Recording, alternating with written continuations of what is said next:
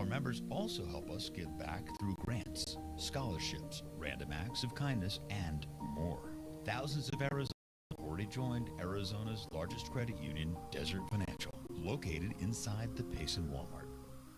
Well, good Wednesday morning, 3 minutes past 10 o'clock. We're up to 63 degrees already here at the KRIM studios on West Frontier in Payson. Time for KRIM's Community Spotlight. And this morning, we're talking about things going on over at the Payson Regional Medical Center. With us in the studio this morning, we have Hoyt Scabelin. He's the CEO of Banner Payson Medical Center. Also, we have Judy Lee. She's a program director there. And also Shannon Pasomas. She's an RN. We have some really interesting stuff to talk about. And first of all, Hoyt, when it comes to all the different services that Payson Regional Medical Center offers, it has really changed a bunch over the years. There's a lot more technology, a lot more services coming out of there these days. It's pretty exciting. It is, and this program represented by these two ladies today is our newest program, and began in October of last year in the shadow of COVID. So it's not something we've been able to spread the word on, and we're anxious to do that today. But it is, hospitals have moved more and more to outpatient treatment, treatment that doesn't require an overnight stay. Right. The goal is what's best for the patient, and then also expanding to try to improve the quality of life and the quality of overall health. And these two programs, I think, are a great example to not only how do we improve quality of life, but how do we create convenience in rural healthcare settings. And both of these programs create a convenience and a service that hopefully leads to lives being changed for the better. Oh, very interesting. And now when we talk about this, first of all, Judy, you're the program director for this that we're talking about today? Correct. I'm the program director, and then I also have a licensed clinical social worker degree. Right. So, and licensure, and so I also do the emotional wellness portion of things. Which is really a pretty big factor. Yes, I agree. It's, we can always talk about the physiological thing, but keeping the psychological aspect front and center along with it probably makes a whole heck of a lot of sense. Right. We do try to approach the whole person rather than just a heart or just lungs or just the breathing. So we do try to also look at, the brain and just staying well overall. So give us the Reader's Digest condensed version, if you will, of what the what the overall scope of these new services being offered here since this last October. What exactly does this all encompass? So as Hoyt said, we are outpatient, strictly outpatient, so no inpatient stays. We do cardiac rehab, pulmonary rehab, which is the lungs, and then we also do respiratory rehab, which with COVID has very much so been, a big piece of what we've ended up serving. We also do the behavioral health approach, and we see people in the cardiopulmonary rehab program as well as just straight behavioral health. Right. We primarily serve people who are 55 and older for the behavioral health services, and we do a group approach. We also provide some individual services and then some family if that's warranted. But we really do try to look at the entire person. Very interesting. And when it comes to specifically the COVID thing, that's been an interesting one to watch because there are some people that can even contract the COVID-19 and really show no symptoms at all. And there's other people that maybe never contracted it, but even just got the vaccine and had some ongoing repercussions from that. And I know I have one brother that was hospitalized for, I think, about 10 days with COVID and still is really struggling in a lot of ways, and a lot of that is pulmonary. Right. And that, just strengthening the diaphragm and just really concentrating on the breathing, but also, making sure that the person is emotionally stable, dealing with major changes in life that could include like work changes or, just changes at home with people being extremely ill or even, going a different course or having to, move and just lives being uprooted. So Sure. we definitely try to, address that whole picture. I've heard repeatedly that, where we're at mentally and emotionally can have a big impact on how easily or how completely we can actually recover physically from some of these things. Would you concur with that? Yes. And what's one of the biggest challenges? I mean, is it just putting people's minds more at ease, maybe providing them with the information so that they know a little bit more about what they're going through? Or I imagine there's probably not a one-size-fits-all answer to that. For sure. I do host a group of people that are post-COVID. And so much of what I'm finding in that group is that it's just about supporting one another, sharing experiences, and how did you know, finding out how someone else dealt with the ramifications of certain medications, or, you know, changing of diets, or those kinds of things. So it's just, the scope is huge in terms of what COVID has done to people and what needs to be addressed. I bet. And Shannon, now you're a registered nurse, and now is your primary focus just in this the pulmonary focus that we're talking about here? Or? I do cardiopulmonary rehab. Oh, So okay. I do the treatment there. While we are focusing on heart and lungs there, it's also tied in with Judy's side, the behavioral and mental emotional aspect of everything. But everybody is treated differently. It's all based on patient to patient. We come up with a specific plan based on them. We do an evaluation first. We look at their nutrition. We look at their quality of life, their physical activity and ability, their shortness of breath and breathing and pain. We look at everything. So that way we're able to work on everything together as a team. So now, if people are, you know, having a challenge with either, let's just say, recovering from COVID, if they've had that, and perhaps they are having pulmonary or lung issues that are ongoing, there are things that can be done to help strengthen the abdominal muscles that you use to actually breathe, or how do you come at that? So the diaphragm, yes, to help breathe, but also overall, COVID can really wipe you out. It can make you really weak, really tired, forgetful. The post-COVID effects can last a long time, and dealing with that, like Judy said, can be emotional, but also the physical aspect is not just, you know, strengthening the diaphragm, but strengthening the body. So it's not really a program where we just take people in, fix you, and then, you know, say goodbye and you're done. It's like we teach you the tools, get you stronger so that you're able to safely continue. And now you have the tools, you know exactly what you need to do to go out and continue with that, to continue improving your life, to improve overall quality of life altogether. It's got to be kind of an interesting challenge, because this seems to affect different people in a wide variety of ways. It does, but we found that the way that we've got our system and it works, it does. Wow. So Cool. And now, when it comes to the overall program, Judy, you know, you come at this from a pretty fascinating angle, in that, as you already mentioned, there are significant aspects to the emotional end of this, as well as the physiological, and people can actually heal a lot better if they're emotionally focused. I don't know if that's the proper way of putting it, but No, I would agree. Yes. yeah. And so, you know, there's got to be a lot of different resources that are brought to bear when it comes to trying to really treat the whole patient. Correct. So, you know, if someone, for instance, before COVID may have occurred, maybe they did have a, you know, likelihood, a bend towards depression or anxiety or something, you know, this pandemic may have just exacerbated it, made it so much worse. And so we can definitely address that with, you know, a variety of tools, just listening, processing, talking things through, having a group of people to talk with. And then also to just accompany what Shannon does, you know, to just kind of do some guided breathing, some relaxation techniques can really help the person to manage what's going on, not just inside their, you know, their body, but also what's happening emotionally. Yeah, and you know, I've heard a lot of different stories about how, with all of the social distancing I mean, this last year has been a pretty unusual year, I think, for everybody. We haven't really, I think, in many of our lifetimes, been faced with something quite like this here at home.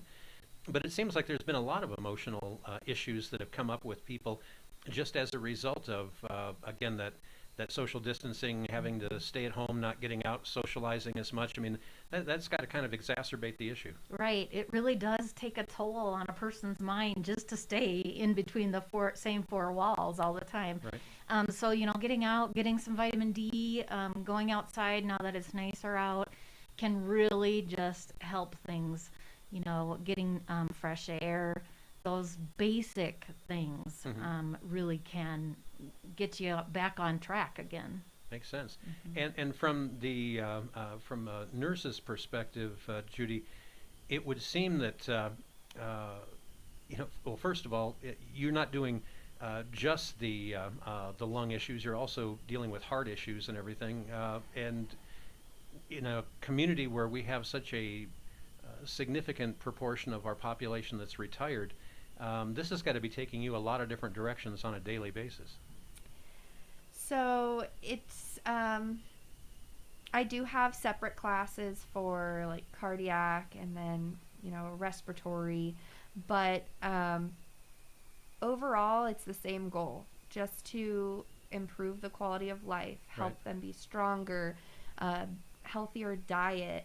A lot of people are afraid of that part of it, but it's nothing to be afraid of. Sometimes just adding things to our diet can help improve our overall health. It's not always cutting things out, but maybe, everything in moderation. Sure. There's overall, we're looking at the same things. The way to get there, it's a little bit different, but overall just improving quality of life. Well, one of the things that Judy had mentioned was that, there's an awful lot of people that have been forced to just socially distance for the past year, and it has, needless to say, impacted lives significantly. That's got to kind of exacerbate some of the issues that you have to deal with on a regular basis. I mean, as far as just the emotional toll on people that, maybe were used to getting out and around with their friends and haven't been, and perhaps increased level of anxiety and that kind of thing. It's got to be interesting. Well, / bizarre. we have small classes. That way we can still have everybody socially distanced. Right. And then I wipe down everything in between everyone. So we have our ways of keeping everybody safe, but with that being said, they're still in the same room together, especially, cardiac patients. I can have a group of them, and they seem to really enjoy having that company. I put on music, so I always ask, what music are we listening to today? And then we put that on, and we just have a good time. We Right. talk, we get to know each other while we're doing everything, and we get close. A lot of friendships have formed. And I think it's good for people to have a place where they can, okay, I have somewhere that I need to be today. I need to get up out of bed. I need to get ready. I'm going to go see my friends. Right. That's something to look forward to. So. And that's, having something to look forward to is critical for all of us. And when we talk about the emotional aspect of this, Judy, that's an area that you've spent a lot of time focused in. This last year has got to be a very interesting challenge. Has there been anything else in your career thus far leading up to this that was anything even close to this? I can't really say that there has been. It's kind of a loaded question. The pandemic has really, put a cramp in everybody's style. It doesn't matter how old you are, Right. necessarily how well you are. All of us have been touched by COVID in some way or another. We know someone that's had it.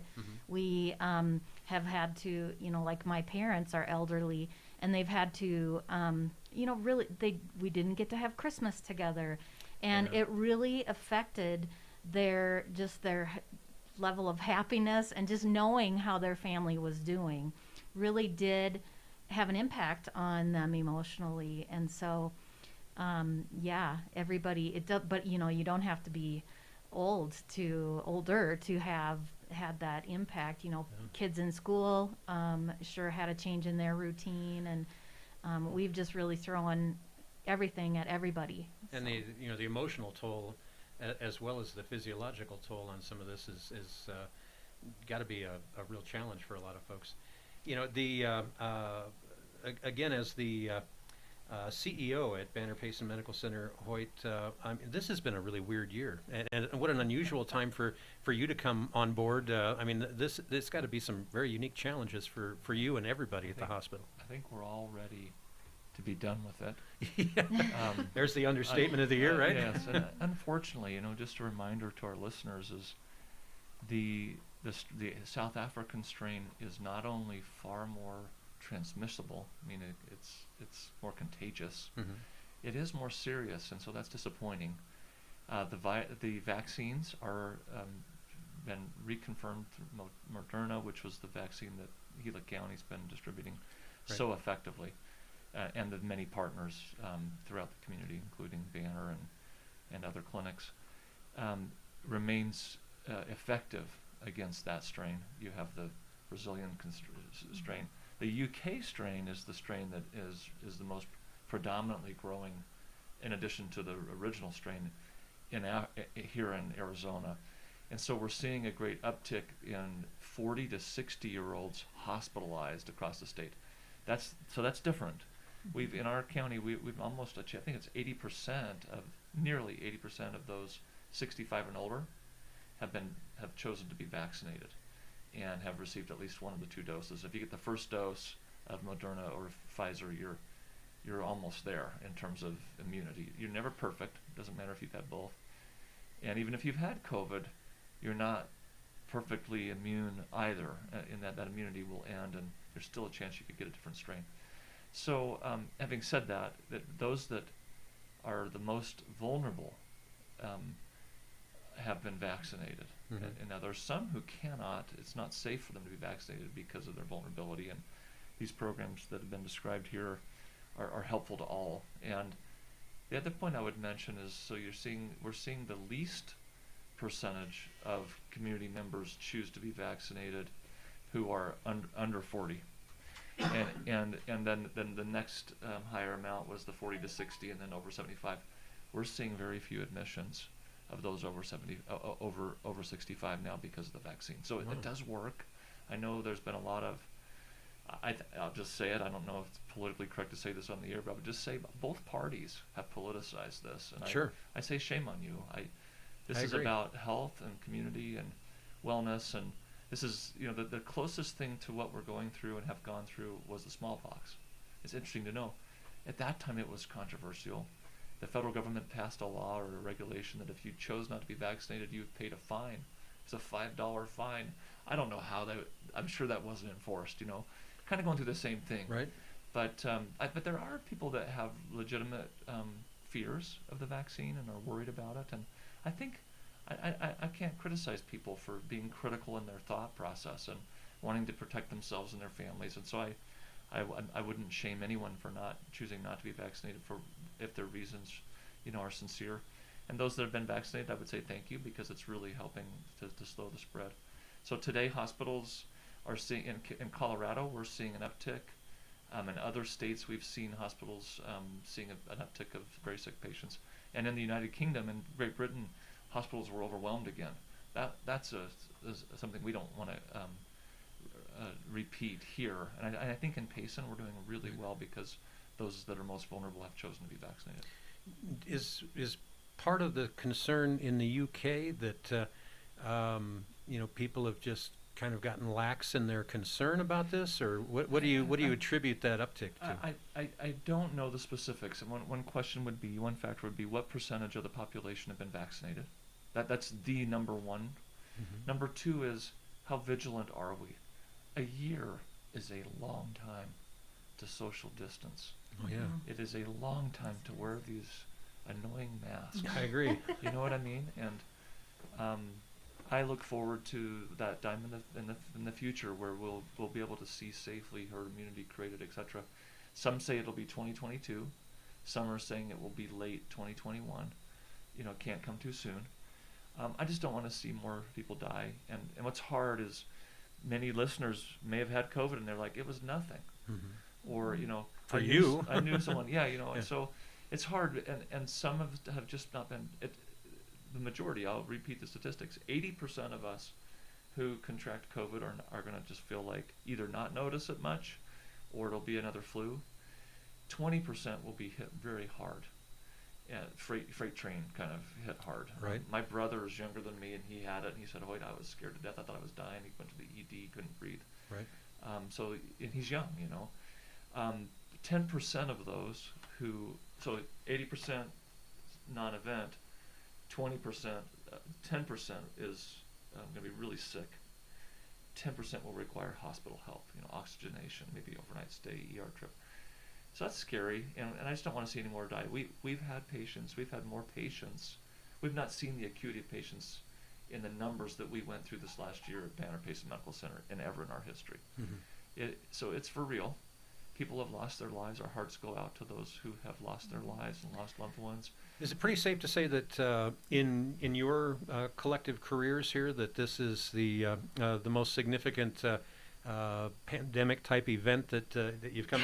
Everybody is shaking their head in such a way that, oh heck yes. I mean, it's tired. We didn't mention one thing I wanted to mention is how grateful we are for the medical staff. There aren't many physicians that oversee the care. It falls onto a few shoulders. You know what I'm saying? In proportionate.